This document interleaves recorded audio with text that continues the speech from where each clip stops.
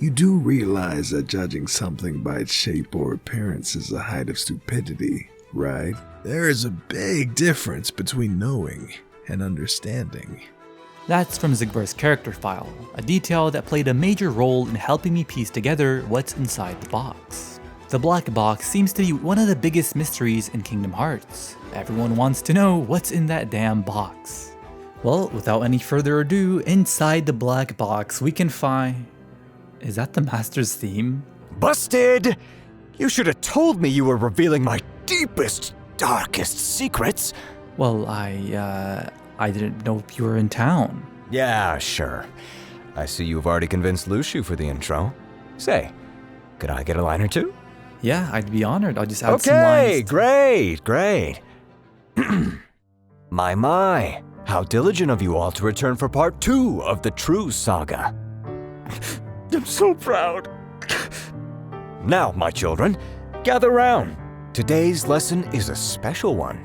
We'll be discussing the contents of that little box that I entrusted to Luxu. What's inside, you ask? Well, you could say it's a surprise. One that'll let my dear friend KHTomorrow reveal. Or at least his version of the story. After all, the best fairy tales are the ones that almost sound true. And remember, may your heart be your guiding key. Well, I couldn't have said it better myself. Thank you to Reflex12 for voicing Xigbar and Chris Burns as the Master. Same voice actor as the Master of Masters from Damo's Union Cross fandub. Which, speaking of, if you haven't caught up with your Union Cross lore, please do so you can have the best experience playing future games. There will be spoilers in this video, but I made sure to go over all the important parts of the Key Saga even if you haven't experienced it. The other purpose of this video is related to figuring out what Brain and Luxu's role were going to be in Missing Link. I don't think there's too much we can gather about the new characters, but Brain and Luxu would have very likely just continued their arcs from Union Cross, and all of it relates to the black box. One big mystery that I'll tease at the beginning here is that Luxu wasn't ever given a copy of the book. He was explicitly told he can't have a look so he doesn't cause any temporal paradoxes. But through his secret reports, we know that he knows he'll reunite with the other foretellers, which means he knows Sora's going to rewrite reality, survive the war, and then disappear, as fate did intend. But how would he know this without reading the book?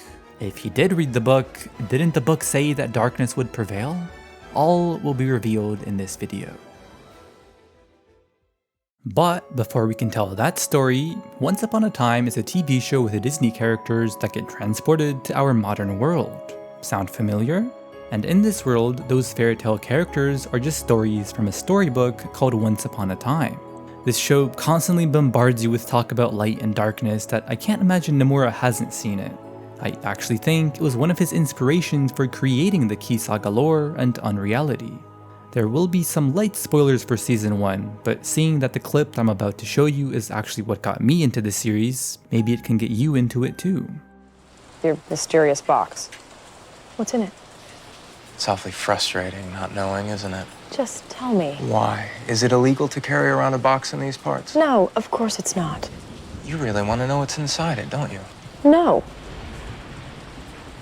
Well, maybe. I'm gonna make you wait. You're gonna have to wait a long time and watch me carry it around, hauling it to strange and mysterious places. And with each passing moment, the mystery will become more tantalizing. Your imagination will inflame, but so will your frustration, never knowing, only guessing what could possibly be inside that box. So, what's in the box that August has? Well, I'm going to make you wait just a little bit longer and tell you later. First, let's find out what's in Luxu's black box. The box was likely conceptualized all the way back when Kingdom Hearts Key first came out in July 2013, but the box itself didn't make an appearance until September 2016, meaning this year it's going to be 10 years since its reveal, and we still collectively have no idea what's in the box. Well, actually, I don't think that's true at all. I think KH3 flat out told us what's inside, and we just dismissed it. Before I get into it, let's briefly discuss what the box looks like. I mean, what does all of this mean? Well, if we were to count all the locks, on the shorter end there's 3, and on the long end there's 7. which could represent the 7 most powerful true darknesses that the foretellers were meant to harbor. Or it could represent the 7 lights, which totals up to 20, which may be symbolic to the 13 true darknesses and 7 true lights. The top has 13 rings in the shape of a dandelion symbol. This could be referencing the dandelions themselves or Scala ad Caelum's logo. In any case, they surround the word X Super, which I'll go over in my next video about the Master's true origins. And I don't think it's too important to go too deep into this, as its appearance doesn't actually reveal what's inside, but shout out to Steam Whistler on Twitter for sharing all of these discoveries. To add on to that, I haven't seen anyone mention this crystal, which 5 of the foretellers have part of their designs. Knowing all we know about necklaces being symbolic, it's interesting that Strelitzia had a purple one, just like Ira's. But since she didn't end up a union leader, her KH4 design doesn't seem to carry over that necklace, and that's no accident. Especially with KH4, where Sora's necklace shrinks to be the same size as the nameless stars, meaning they have to be important somehow. Since Sora's crown keeps repeating over and over, it has to mean something. Is Sora the ruler of unreality? Of reality? Nah, if anything, I think the Master's closer to that. And it's all thanks to the Book of Prophecies. Even if the Master isn't present, the book keeps his plan in motion. It keeps him in control. He doesn't even have to be there for his plan to work. As the Master mentioned earlier, this is the second part in a long-running series that I plan to do, with the keyword true in the thumbnail. So it's required you learn about how the Book of Prophecies truly works for the context of this video. I'll tell you what's important for this video. We're told that the book foretells the future and that characters perform certain actions because it's their destiny, but I don't think the book itself is special at all. Darkness doesn't figure out that it should choose Ven and kill a union leader. It's manipulated to do so by the book. You see, the Master purposefully pretended not to see Darkness reading what he's writing to convince it to do exactly what it wants him to do. The foretellers got manipulated to fight each other because of the book. All of this was part of the Master's plan. And the same can be said for every character that reads the book. From the way I think it works, characters perform actions that the book tells them they'll do because they read they're going to do it. It's a paradox. So if it's true that the Master curated the timeline by watching countless outcomes unfold, then he clearly knew Ava would commit her one act of resistance against him. One act of resistance to defy the last passage of the book. And he used that to his advantage. I promise this will be important later, so pay attention if you're hazy on your Union Cross lore. During the scene where Ava receives her role, the Master begins by telling her, "What's written in the last page of the book is gonna happen." But Master, isn't there anything we can do?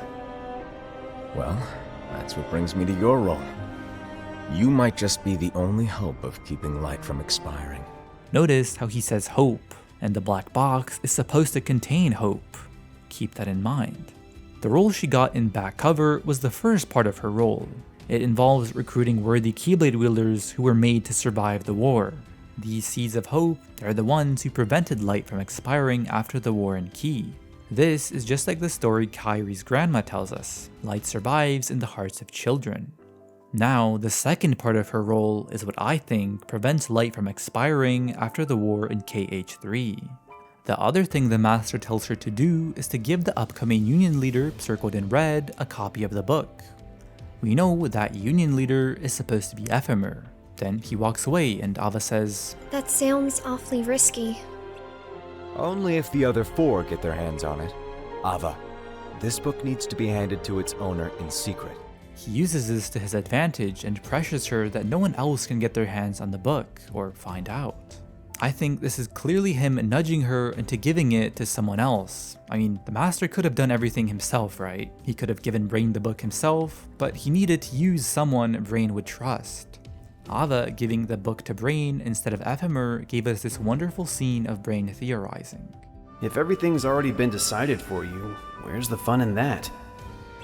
What if that wasn't decided for you, but you knew what would happen next? Is this about the Book of Prophecies? We as the audience watching these events play out only see the final timeline.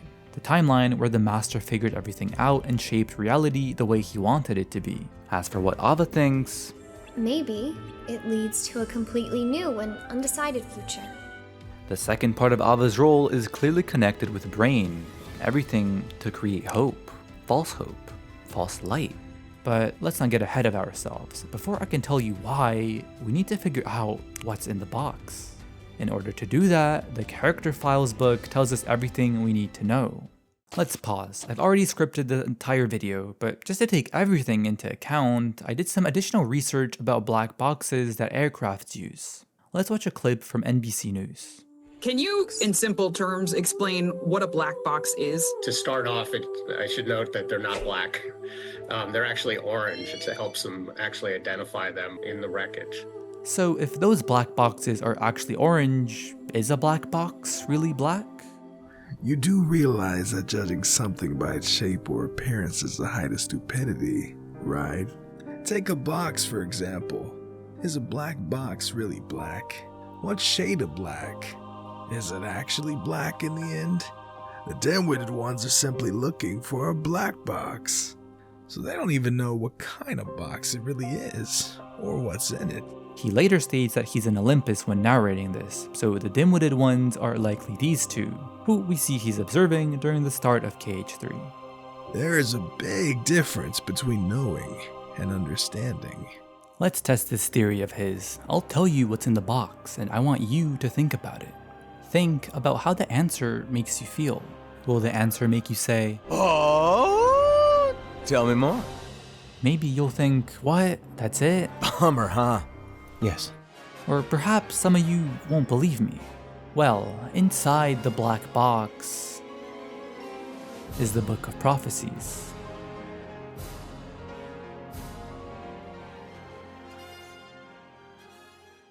As Xigbar said, there's a big difference between knowing and understanding.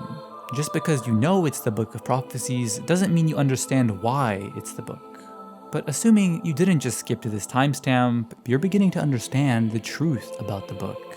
And throughout this video, you'll continue uncovering words of truth misunderstood as you explore the secrets of tomorrow. Let's return to what a black box is used for aircrafts. They're called black boxes because the original design was designed not to let light in. Light is an element, and not just an element, but there can be manifestations of true light, like there are of true darkness. If the Master is light, was it designed to safeguard it from him? Was he never meant to write the Book of Prophecies? Was he never meant to change reality? There's a lot of interpretations that can be made from this. And there are essentially two black boxes. One is the digital flight data recorder, and the second is the cockpit voice recorder. As for the part about there being two black boxes, I don't think this applies in our case. Although, if you're crazy enough, you can find parallels with everything. So in this case, it's that the black box holds the true original copy of the book, while everyone else just receives a copy. Just like there's one true Kingdom Hearts, and then there's people trying to make artificial copies, using the same name. Or that there's the original copies from Union Cross, and simply an alternative one in the box. What alternative one? You'll see. And they provide very important information about what exactly the airplane was doing on the flight, and also what the pilots were talking about and what was happening in the cockpit. If a real-world black box is like a literal recorded piece of history, then so is this black box, or the Book of Prophecies inside.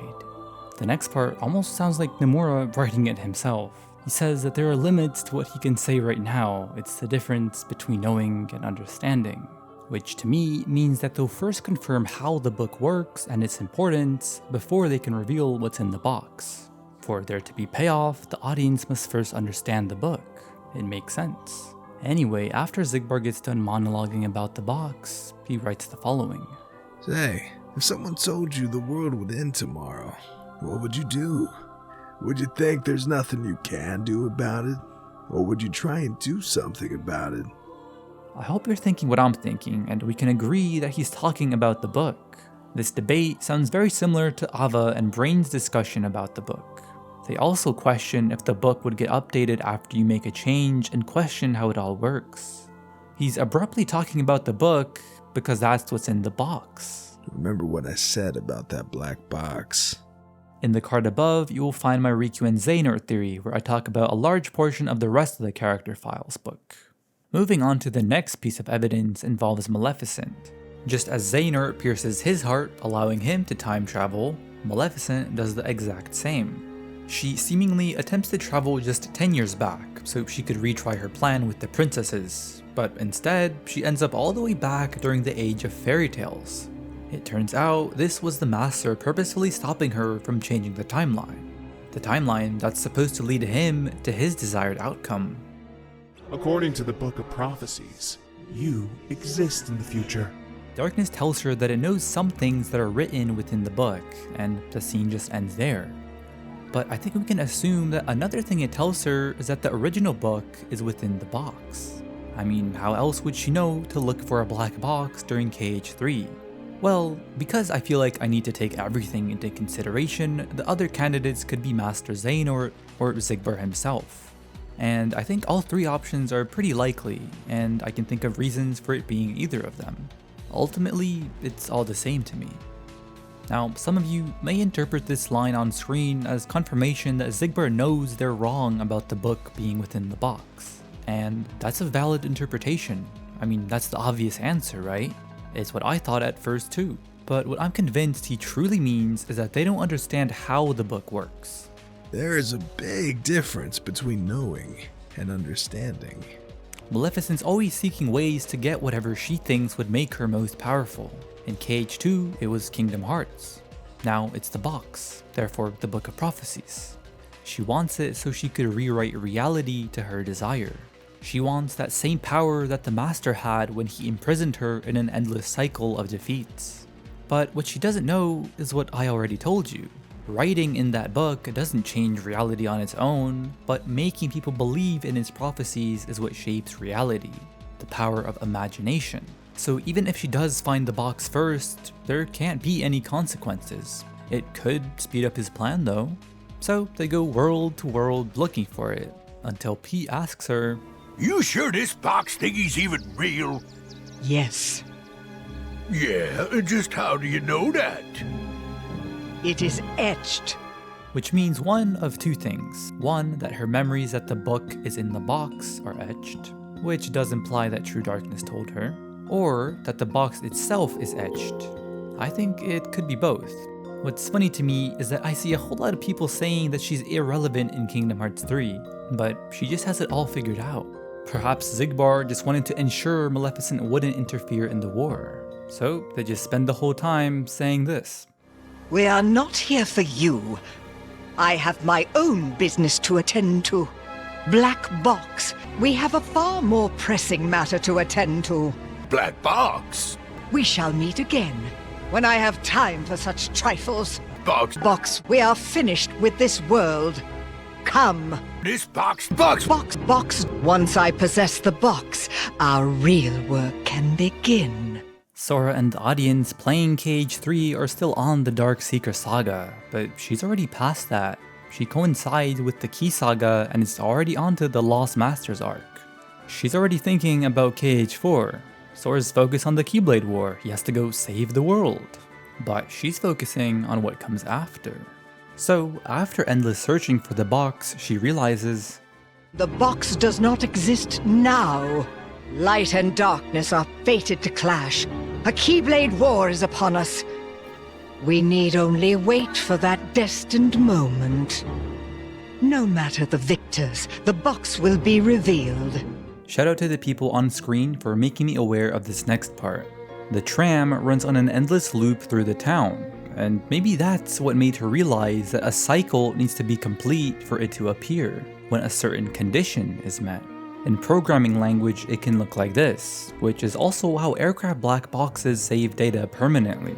They only save the recent data after a specific condition occurs, i.e. when it detects a significant impact. And Maleficent's right, although it's not clear what exact point allowed the box to be summoned back. If it was when Sora rewrote reality and there was just a timer for when the box would appear, or was it Kingdom Hearts being summoned through the 7 pure lights and 13 darknesses? Or was it because of Xehanort's defeat?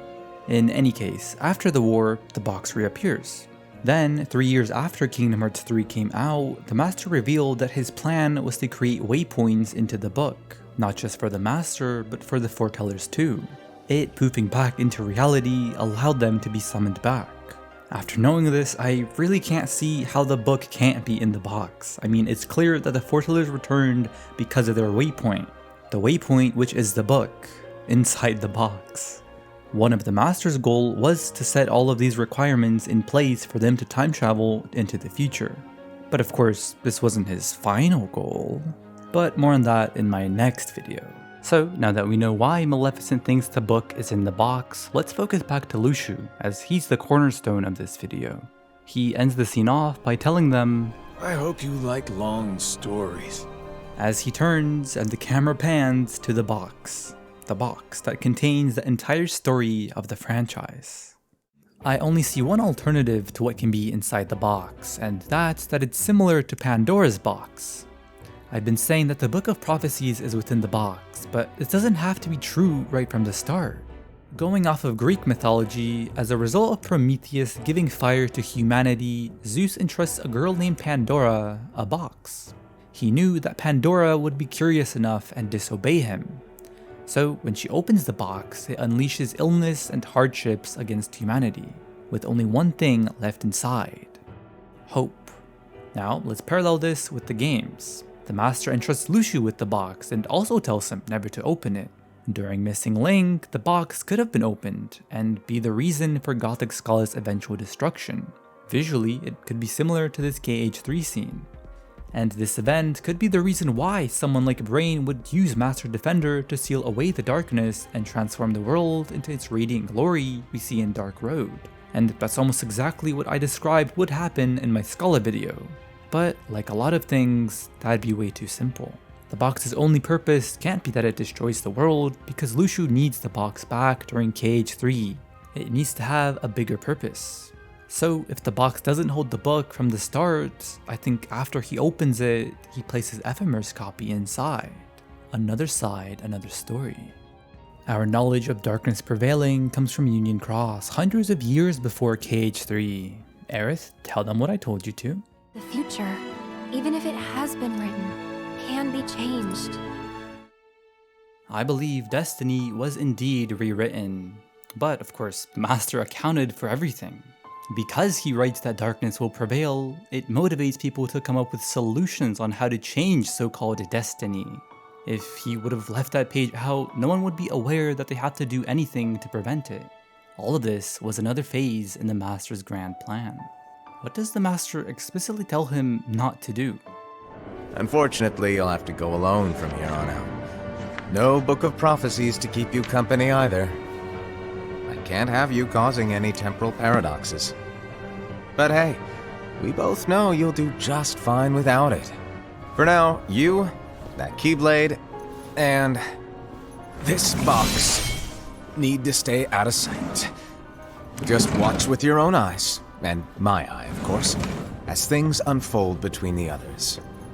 Then, when the time is right, go off and do your thing. In the original Japanese version, he explicitly tells him that that's his signal to depart and see to his role. What's in it? It's a secret. And, well, you see, the thing is, you can never, ever open it. Great, now I really want to know. All right, I'll indulge you. But this secret stays between the two of us, and you have to promise never to open the box. I promise.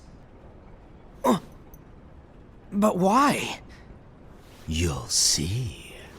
And the scene fades to black. But in Union Cross, we get an extended version of this scene.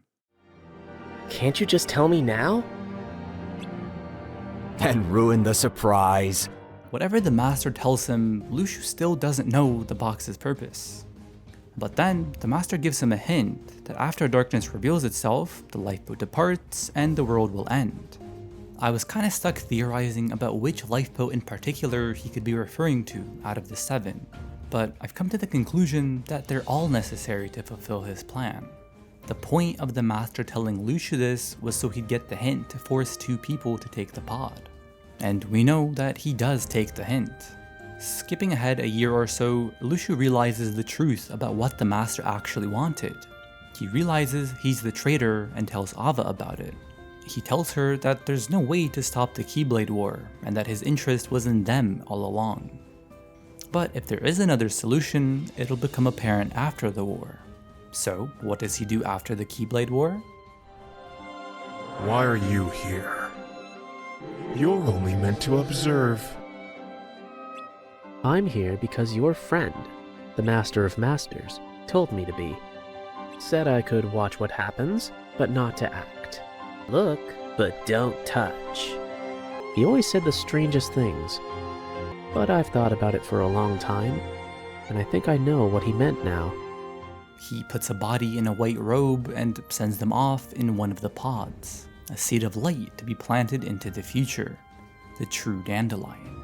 If this True Dandelion is Strelitzia, then she's going to be vital to stopping Darkness in KH4.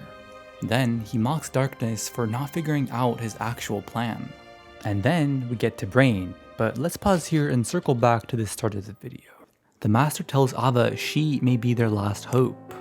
In hopes to stop the book's final prophecy, she decides to go against the Master and gives a copy of the book to Brain instead of Ephemer. Ava trusts he'll understand her message when the time comes.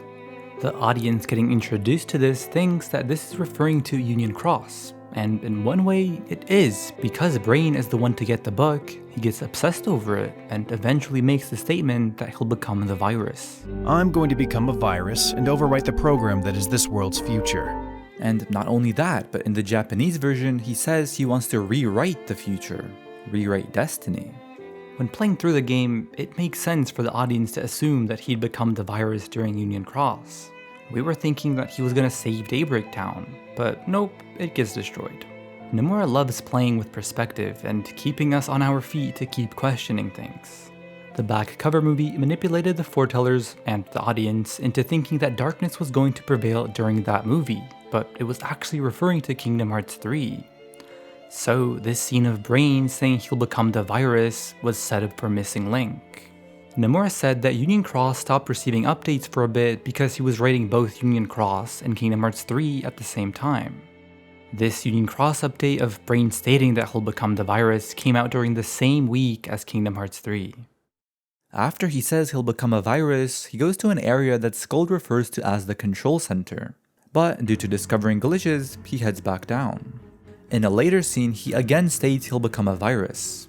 If we fast forward to what he does next, he takes the Book of Prophecies and takes an elevator. We don't see an outcome of where he goes, but it could be the same room that he went to before. The room with a typewriter. If you've played Alan Wake, you'll know just how powerful a typewriter can be. So here's my interpretation of what he'd do next.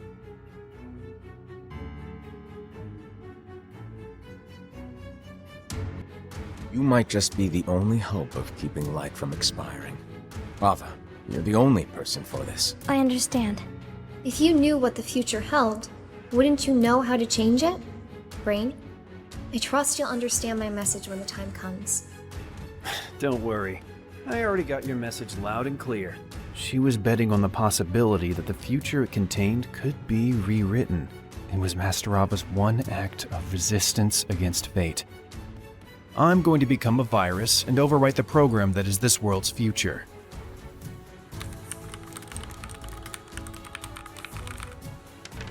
Brain could have added a page to the book and then lied to Ephemer that he didn't end up using it.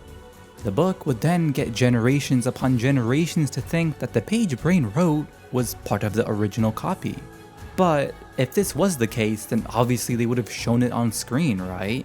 Indeed, and I think this was their original plan before Missing Link was greenlit. Considering they ended Union Cross pretty abruptly, I think they preferred to give the storyline justice and let it be told with modern 3D graphics. So they put all of their cards into a game that wouldn't come to be. All because they had hope. Nomura and the Square Enix team created their little seeds of light in 2013. Only for them to bloom in a game that's currently cancelled, and KH4, which wouldn't come out for at least another 7 years after this 2019 scene. The setup for Brain rewriting the book and it affecting KH3 was very clearly written when making Kingdom Hearts 3. In an interview for Missing Link, he mentioned that Missing Link was written alongside Union Cross. You can pause and read this, but from a March 2019 interview, it definitely seems like he's talking about Missing Link. By wanting to tell so many stories and have them be so interconnected, the only way to ensure all his stories got told was to have them be mobile games, because in theory, that should have made things come out faster.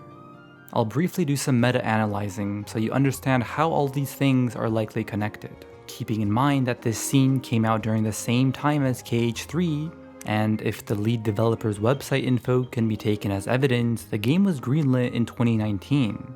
It just likely didn't start full development until after Union Cross was finished in 2021. Missing Link was going to be the most important Kingdom Hearts game in terms of the universe of the series. And even if the game never returns, he's already planned the story for the game. The chess pieces are already in place. So the pieces lie where they fell. And we get this encounter with Brain and Luxu, which we don't get an answer to. Now, in regards to Luxu looking like Brain, instead of theorizing about all of the possibilities, I'll just tell you what I think. As you might have already realized, I've been referring to Xigbar and Luxu interchangeably. I used to believe in Sunny Novus's Xigbar equals Brain theory, but when I actually think about it, it either has to be Brain's data backup or Luxu just looks like Brain. But whatever the exact answer is, I don't think it really matters. What I do know for certain is that our Brain arrives in the future and Sigurd tells him that this was decided, meaning that it was written into whatever copy of the book Sigurd got his information from. So to return to the scene of Luxu saying that he thinks he knows what the master meant, it doesn't just mean ensuring the true dandelion takes a pod, but that everyone does. So he could have forced Brain to take the final pod and end up in the future. This would align with Brain not having any idea where he is or why. But since Brain's read the Book of Prophecies, would this suggest that this information wasn't present in that copy? Before they depart, Luxu explains that he won't be able to save anyone from the Data Daybreak Town. So, Brain's only remaining mission is what Ava told him to do. Luxu asks if he has a plan, and he says, "I'll figure it out, no matter how long it takes." You're pretty smart, aren't you? It's a shame this lifetime is the only one you've got.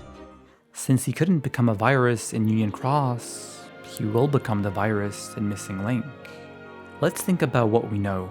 We know that during Union Cross, only Brains read the Book of Prophecies. But from the player in Dark Road and the obvious iconography during the beta cutscenes, it seems that the book's contents become public knowledge. This public knowledge seems to include the prophecy about darkness prevailing and light expiring, the scene that we do end up seeing in KH3. So we can assume that another prophecy from the book is about the Child of Destiny. It said that this child would change that outcome. We know that Sora ends up rewriting reality and saving everyone. So clearly he's the Child of Destiny, right?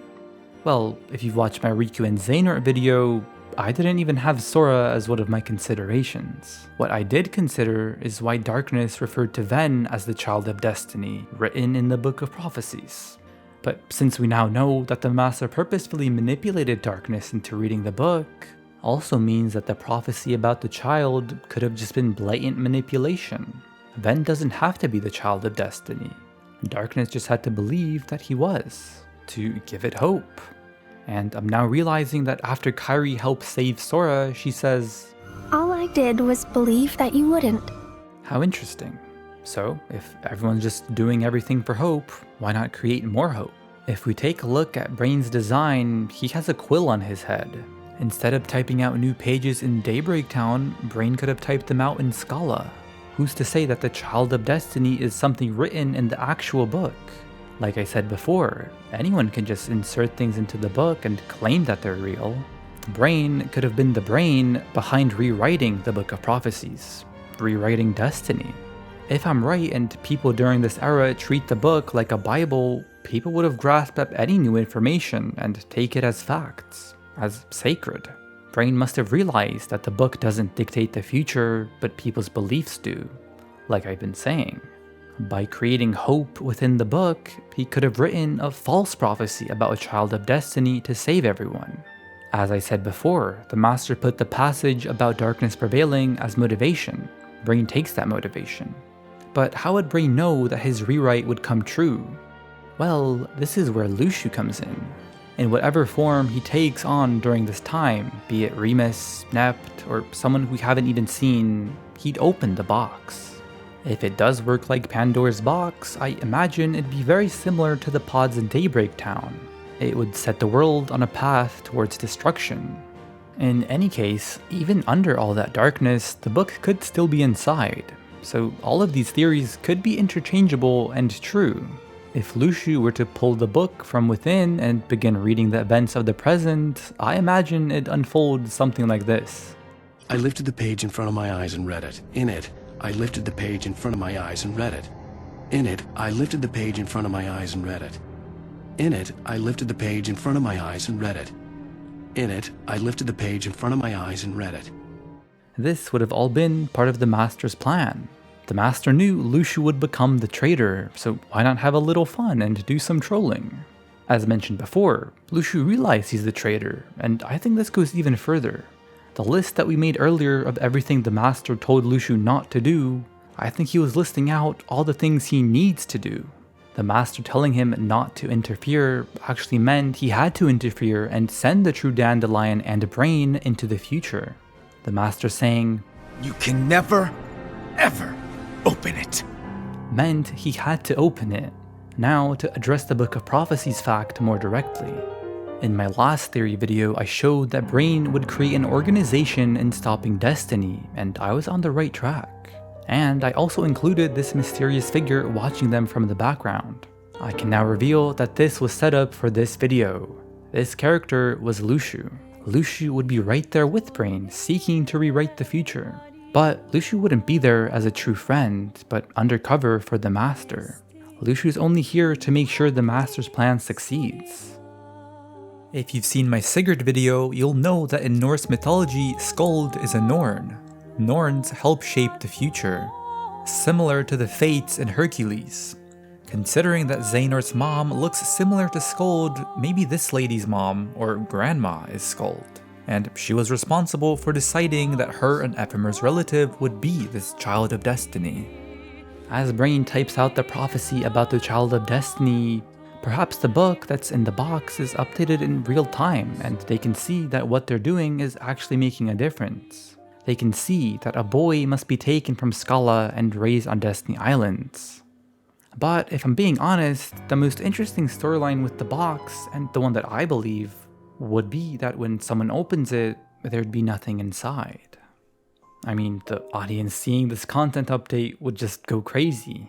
All this hype only for there nothing to be inside? And only after waiting for another content update would it be revealed that Brain was meant to add pages to the book, and that altered copy would be the one placed inside. The one that's present in the present. Wouldn't that be something? But perhaps to truly rewrite the future, they must alter Destiny itself. Alter the storybook that they're within, just like Sora does in KH3. We assume that this is the Unwritten Era because it was never written. Because this character hides what's happening through the eye. It's not that it wasn't written, it was written, but then erased, and replaced with false pages about the Child of Destiny. I think that by the end of this game, they might have no other choice but to rip out pages from their history and begin anew. So now I'll finally reveal to you what was inside the box from Once Upon a Time. Really? I'm a writer. That's why you're here. I find this place provides inspiration. And just like Brain, August added pages to the storybook. Someone changed it. There's a new story in it. Why would someone add a new story? To tell us something we need to know about the curse. I've only watched the first 2 seasons, so this may be brought up again, but even just with that, it led me to figuring out how the Book of Prophecies works and what's inside the black box. My recent clip about Once Upon a Time blew up, so let me know if you'd like an entire video about its similarities, cause there's even a false prophecy about the Child of Destiny that works very similarly to Xehanort. I mean, just compare these 2 shots. So, I think we can check off the Book of Prophecies off our list too, leaving just 1 remaining. But I think these 2 are supposed to be linked, since the Master explicitly tells Luxu, "No Book of Prophecies to keep you company either. I Can't have you causing any temporal paradoxes. So surely he couldn't have read the book, or it'd be a retcon that he didn't create a paradox. But let's think about it. What's the one massive time travel paradox that everyone complains is confusing? What's the game that everyone says started the confusion?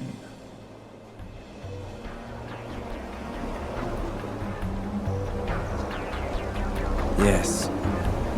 This was where it started. All of this is where it started. Since we know Xehanort's the singularity, Xehanort and this paradox are a result of Brain and Luxu altering the timeline, altering destiny. Ansem time traveling from the future to meet his child self set him on his appointed path. The question is, was this the plan from the start? Did Nomura plan to explain this paradox? Well, Dream Drop Distance must have been worked on at the same time as Key. They only released a year apart from each other. Yen Sid being surprised about someone having an extreme amount of foresight could be interpreted as him referring to Brain. That Brain foresaw this paradox being created. In the background, I'm currently working on a theory about all the wizards having read the Book of Prophecies, but that's a story for another day. Right after this, Mickey says, "Follow the hearts, and you'll find the way," which seems to be an early version of Mayor Heartbeer guiding Key. They told us everything is connected, so... People scream that this scene is confusing and that it's a retcon that other methods of time travel don't work the same way. But that's just because they didn't explain everything. We just haven't been told that missing part of the story, the missing link. Thank you to everyone who supported the campaign in getting Missing Link reworked, because this game was going to be generational. But games are a business at the end of the day, and banking on the fact that they need to rework it because the story is important is ignorant to the fact that Square Enix is not in a great place financially. Even if the story is a masterpiece, if they don't see it making money, the game has no purpose. So all of you who didn't want to support the petition and the campaign were blinded by the same false light that Brain created. Xehanort wouldn't be present and become the Dark Seeker without this fake prophecy. The boy would grow up and constantly dream about becoming the savior. All his motivations would be that he'd save everyone. But then the master would skew his perspective and attempt to course correct the singularity. Remember, the master tells Xehanort, All right. The world needs you. I'll grant you that one. I suppose letting false light dictate the future might be a pretty lousy move. False light, false hope. This is what I've been saying. Xehanort became their false hope. It's all connected. The Master knows that all of this would have happened. The Master knows that he's the child of destiny. He knows that Brain created him. There is no art form better to me than Kingdom Hearts. Everything just clicks right into place when you realize the vision that Nomura and the team have. People call it confusing, say there are retcons, but all I see are mysteries ready to be unraveled. Seeds of light to be planted into the future. Some fans expect to see a tree already grown without the process of watching it grow. But that's why people think the games are confusing. But is it confusing? And you can hear more about why Xehanort was the child of destiny in my Riku and Xehanort video. In any case, it's because Brain created this prophecy about the child of destiny that would cause Xehanort to interfere with Sora. This ordinary boy would be forced into all of this. Not because he's the chosen one, but because of circumstances beyond his control that forced him to become a hero. Sora rewrote reality because Kairi was there to save him, because Riku was his light to guide him. He was forced to battle against the forces of darkness because of Xehanort, who became obsessed to fulfill a prophecy that Brain created. And Brain was obsessed to stopping destiny because of Ava going against the Master. But the Master knew Ava would give him the book. He knew Brain would help stop light from expiring. He knew he could just use Luxu the Traitor to make sure everything goes to plan. He knew he could just go on a break because all of this was his plan. All the pieces have perfectly aligned, paving the way to the Lost Masters arc for his plan to continue. We haven't even gotten to his phase, his arc, and he's already won. So the reason why Luxu doesn't remember where he hides the box is probably because he isn't the one to hide it. As to exactly how someone would hide the box, during the Missing Link beta, we see things entering Scala through the astral realm. We see things like this microwave being transported from unreality, so perhaps the box was sent to unreality, only for it to plop back after the door to the light's been opened. Not the door to Kingdom Hearts, but the door to unreality. Maybe that's the true door Sora's been destined to open since the very start of KH1. I can make an entire video about that, but I literally already have like 15 videos on my roadmap, most of which are directly connected to this video and how the book works, and definitely all of it relates to the Master's chessboard. My theory about someone using Master Defender to transform Victorian Scala into Greek Scala could still apply. We know that the Land of Departure is programmed into turning into Castle Oblivion, which has mind-erasing properties. So perhaps everyone inside Scala just got their memories wiped. Or they're just sealed away, just like Ven was. So just to make sure I've answered all the questions, Luxu knows about Sora rewriting reality and that he'll disappear because he's read it in the new book of prophecies that he and Brain would have written. As Braig, he's the fool who's looking for a Keyblade. The Fool, that's his character file description, like the tarot card. This video is already long enough as it is, but I also see there being symbolism in Luxu being similar to the Adam and Eve story. He was told he can do anything except for the 4 things he was listed not to do, but the Master knew he'd break all of them anyway. He knew he'd eat the apple. And I can't believe that this theory just keeps on connecting when you realize that the Master tells Luxu, In fact, I'd say you have more in common with darkness than I do. Is that because he constantly has to lie to people and pretend to side with them, just like darkness plays with people's hearts? Makes you think. Maybe I'm just interpreting the Master's words in my own way, so I'm open to other interpretations, but I know I'm right. There have been mastermind villains in media before, there have been plot twists, but with Kingdom Hearts, it's not just the characters who get manipulated, but we, the audience, are led to believe one thing, and then a decade later, they completely shatter all of our beliefs. And KH doesn't just think of random twists from one game to the next, but it builds them slowly. I think it's clear to me that Xehanort was going to be a false child of destiny since this recoded scene. I've already shown you the Master talking about him being a false light. The beauty of having mysteries like these is that they engage the viewers. They have people like me sit there and take months to figure everything out. The only shows, movies, and games I've been experiencing for the last 3 months have all been revolving around things similar to Kingdom Hearts. Not only so I could feel like I'm re-experiencing the games, but so I can find and predict what will happen next. Just because we're not getting any new content doesn't mean that we can't figure out every single mystery. I see people talking about the theories of today, repeating theories of yesterday, but I'm here to tell you about tomorrow. All of my free time has been dedicated to creating these series of videos, so for those whom are able to, I encourage you to become a channel member to support the channel and future videos. You'll get all of these perks on screen and also behind the scenes footage. But even if you're not like me and you're just a casual fan and observer of the story, you're still participating in naturally piecing it together as you play or watch it. This makes us feel like we're contributing to shape the story, especially during Union Cross and Missing Link, where we have our own character. We are the ones to take Xehanort and make him become the Singularity. Among other things, the reason why the Dark Seeker saga happens is because of us. I'm known as Purple outside of my socials, so why not color them purple? That's me. If your favorite color is green, they're green. If it's blue, they can stay blue. Writing these theories makes me feel like I'm the one writing the story, like if I was the one in front of that typewriter. And in one way, I am. But I'm just taking the story presented to me and based on it, writing about where I think it should go next. I'm doing exactly what the Union Cross team wanted me to think. If anything, I'm just another one of the Master's puppets. And I'm sure he knows that.